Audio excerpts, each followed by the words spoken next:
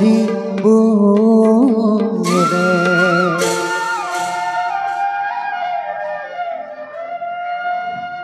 কৃষ্ণ ঐ বামন কৃষ্ণ ঐ বামন ঐ বামন নহয় মহাৰাজ নহয় কৃষ্ণৰ নিন্দা নকৰিব মহাৰাজ কৃষ্ণক নিন্দা নকৰিব দাদা তোর উপদেশে নাই পরিজন বামন হিত উপদেশে কৃষ্ণর নাম যদি তাই তারা পরিত্যাগ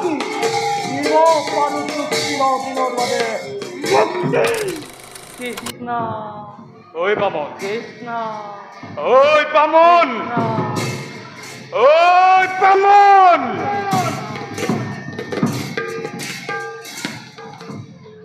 কৃষ্ণ তহঁতৰ উদ্ধাৰ কথা পলায়ন কৰি বসবাস কৰিছে সাগৰৰ কক্ষত কলিংগ প্ৰতিদ্বন্দ বক্ৰই তহঁতক কৰিছে উদাৰ গতিকে তেখেতৰ নাম কৰ উচ্চাৰণ নহয় নহয় ৰাজ এই ভগৱান শ্ৰীকৃষ্ণ জগতৰ ঈশ্বৰ এই তেওঁৱেই আমাক কৰিব উদ্ধাৰ মুখ বন্ধ কৰ পাখণ্ড তহঁতৰ অত শাস্তি পায়ো নহল জ্ঞান তোৰ বাবে অন্ধকাৰত পোতাশালত থকা বন্দীসকলে কৃষ্ণ নাম কৰিছে উচ্চাৰণ গতিকে তোৰ শাস্তি মহাৰাজ দন্ত বক্ৰই কৰিব প্ৰদান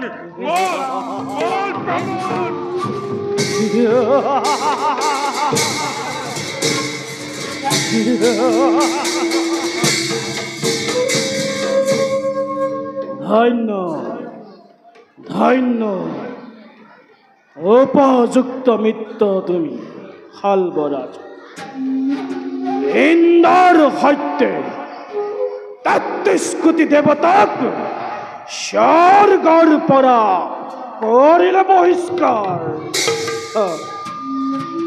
ইন্দ্ৰই ভাবিছিল অমৰত্ব লাভ কৰি স্বৰ্গ সিংহাসন আহৰণ কৰি এই মানৱ সমাজক কৰিব পাৰিম বুলি শাসন কিন্তু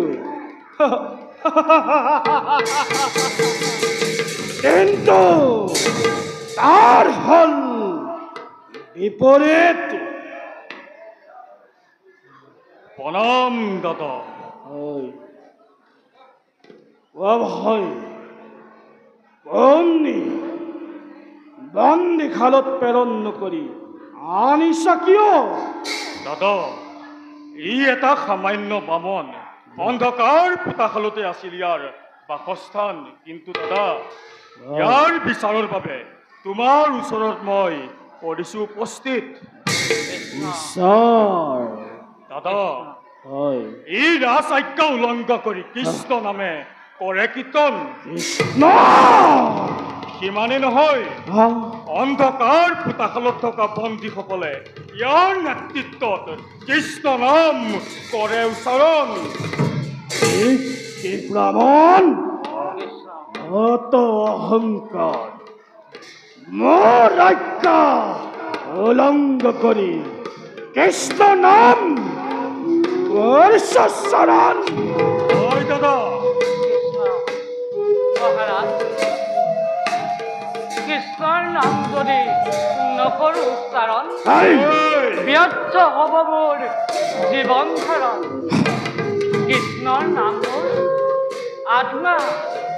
আত্মাৰ অবিহনে জানো দেহত অস্তিত্ব থাকিব পাৰে এই পৃথিৱীত যিজনে কৃষ্ণৰ নাম গুণানুকীৰ্তন নকৰে সেইজনৰ এই জীৱনৰ ধাৰণ কৰাৰ ব্যৰ্থ সেইবাবে মহাৰাজ আপুনিও কৃষ্ণৰ নাম কৰক উচ্চাৰণ কলি ব্ৰাহ্মণ সেই কলিয়া গোপিনী বস্ত্ৰ শিৰৰ ঈশ্বৰৰ নাম উচ্চাৰণ কৰিব লাগে এই কলিংগপতিয়ে।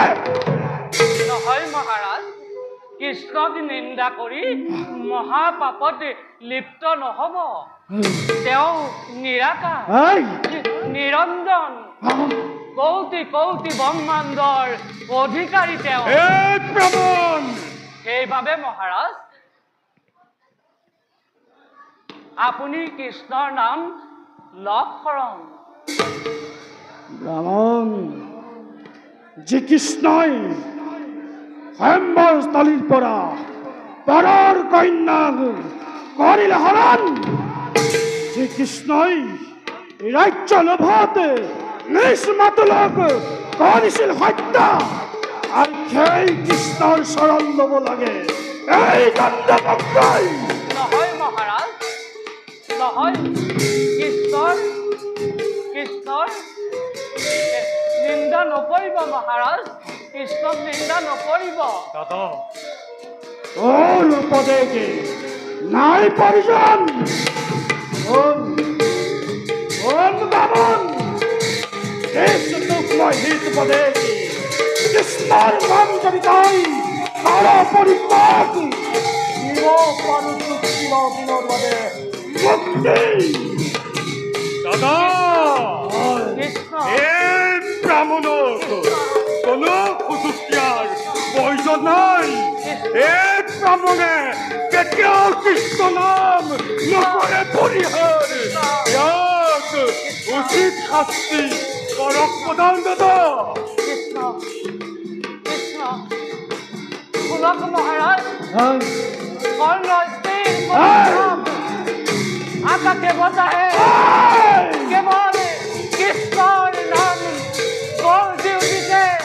শুনক মহাৰাজ, কৰ্ণ স্থিৰ কৰি শুনক, শুনক। কৃষ্ণ কৃষ্ণ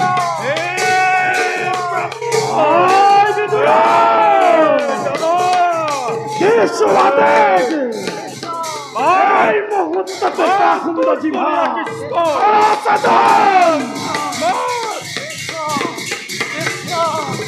কৃষ্ণ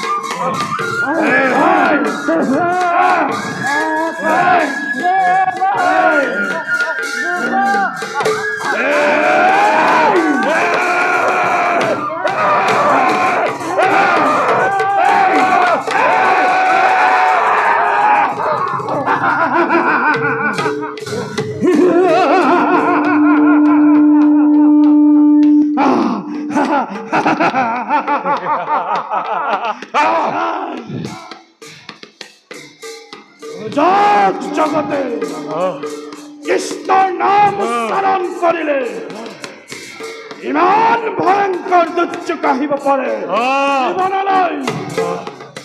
চাই থাকা কৃষ্ণ, তুমি অদূৰৰ পৰা কৃষ্ণৰ